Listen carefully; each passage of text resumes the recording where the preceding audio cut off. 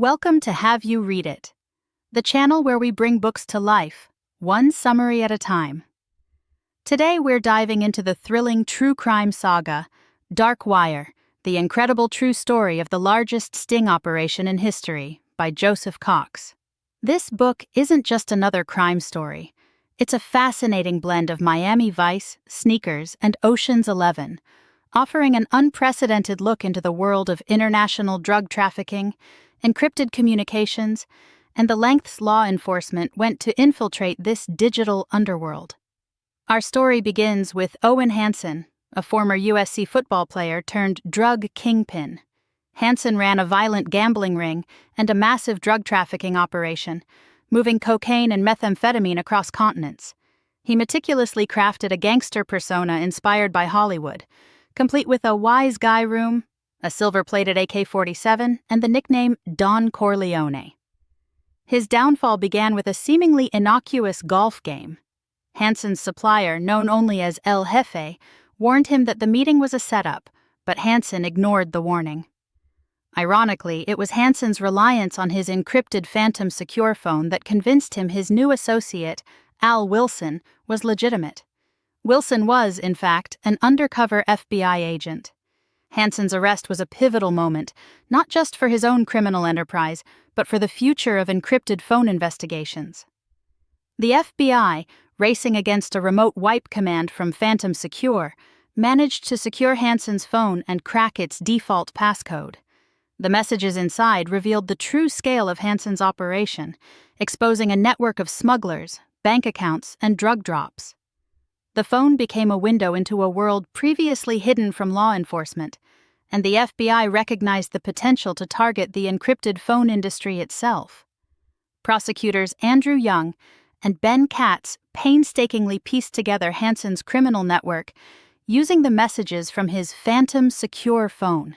They uncovered connections to a chocolate import company used as a front for drug smuggling and mapped the intricate web of Hansen's operations. The investigation expanded to include a larger number of Hansen's associates, highlighting the scale of Hansen's drug trafficking activities. The story of encrypted phones didn't start with Phantom Secure. Years earlier, criminals favored BlackBerry Messenger for its encrypted messaging. However, a single global encryption key made BBM vulnerable to law enforcement interception.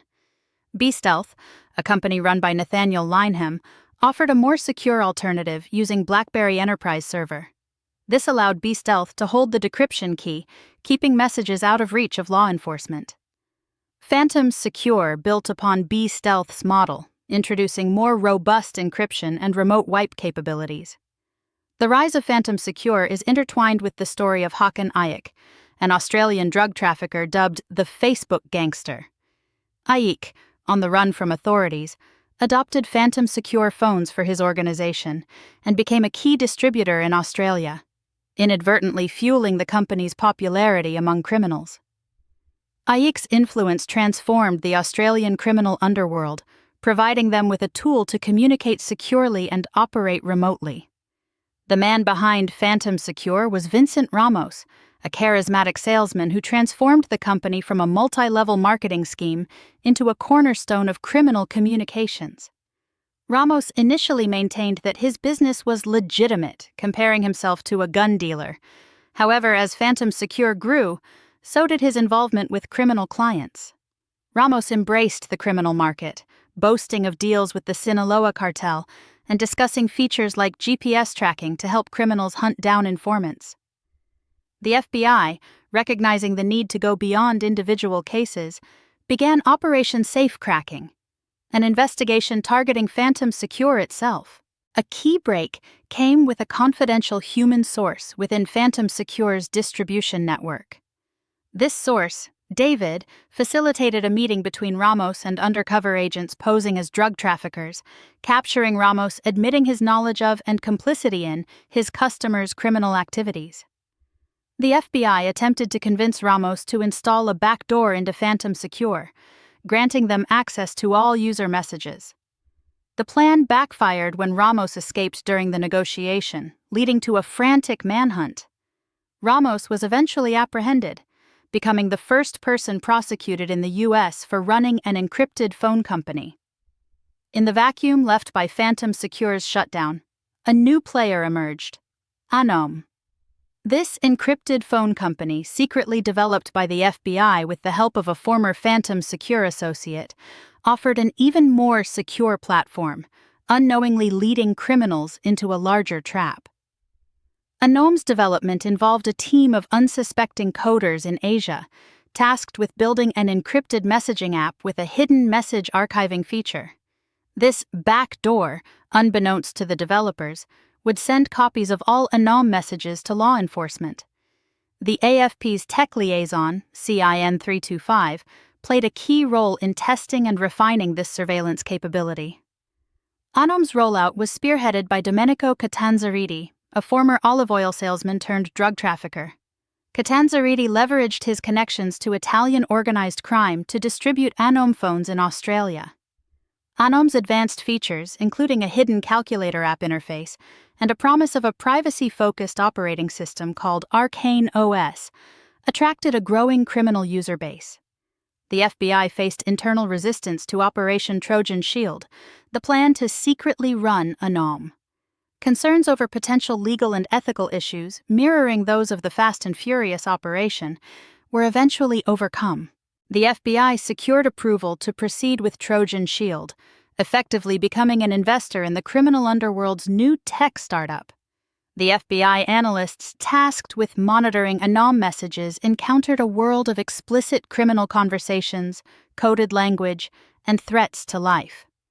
They uncovered drug trafficking operations, murder plots, and even a firebombing, grappling with the ethical dilemma of when to intervene and when to continue gathering intelligence. Hakan Ayik, the Facebook gangster, resurfaced as a key figure in Anom's international expansion. Ayik, along with other Anom distributors, plotted the company's growth in Europe and beyond, unwittingly leading more criminals into the FBI's trap. Ayik's influence and connections proved invaluable in establishing Anom's credibility within the criminal underworld. The EncroChat hack in 2020, orchestrated by French authorities, sent shockwaves through the encrypted phone industry. The hack exposed a vast network of criminal activity and forced EncroChat to shut down, creating a massive opportunity for Anom to absorb its displaced users. Maximilian Rivkin, known as Microsoft, an international drug trafficker, seized upon the EncroChat shutdown to aggressively push Anom in Europe. Microsoft's ruthless tactics, including undercutting competitors and resorting to violence, fueled Anom's growth. The AFP publicly warned organized crime that law enforcement was a step ahead, a veiled reference to Anom's surveillance capabilities. Meanwhile, Anom continued to gain traction, revealing the inner workings of Italian organized crime in Australia. Anom's expansion faced a setback in Dubai due to local laws and the arrest of key distributor Bobby. However, Anom phones continued to spread, even landing in the hands of imprisoned bikers attempting to escape. Microsoft, despite his initial success with Anom, faced mounting losses due to law enforcement seizures. His drug trafficking operations were repeatedly disrupted, unknowingly due to Anom's surveillance. As Anom grew, the FBI expanded its collaboration with international law enforcement agencies. OTF Greenlight, a task force based at Europol, brought together agencies from around the world to coordinate investigations and share intelligence derived from Anom. Anom's massive scale presented challenges for the FBI. The sheer volume of messages, including threats to life and intricate drug smuggling schemes, overwhelmed the analysts. The FBI struggled to keep up with the hydra it had created. Dylan Mancuso, a former biker and Anom user, was kidnapped and tortured. Ironically, it was Mancuso's Anom phone that led police to his captors, highlighting the double-edged nature of encrypted communications. The FBI set a date for Anom's takedown, June 7, 2021. This marked the culmination of years of planning and infiltration, and the beginning of a worldwide wave of arrests. The Anom takedown unfolded as a coordinated global operation. Australian authorities led the charge, followed by European and U.S. agencies. The FBI publicly revealed its involvement in unveils, aiming to shatter criminals' trust in encrypted phones. In the aftermath of unveils, arrests and seizures continued, showcasing the operation's long-term impact. However, organized crime proved resilient, adapting to the new landscape and continuing its activities. The unveils operation raised important questions about privacy, surveillance, and the future of law enforcement in the digital age. The main takeaway from Dark Wire is that while law enforcement achieved a significant victory with unveils, it was a temporary disruption, not a complete solution to organized crime. The operation demonstrated the power of international collaboration and innovative investigative techniques, but also highlighted the adaptability and resilience of criminal networks. The ethical and legal implications of such large-scale surveillance operations remain a subject of debate. Thanks for watching. Make sure to give this video a thumbs up and hit that subscribe button so you never miss our next book dive.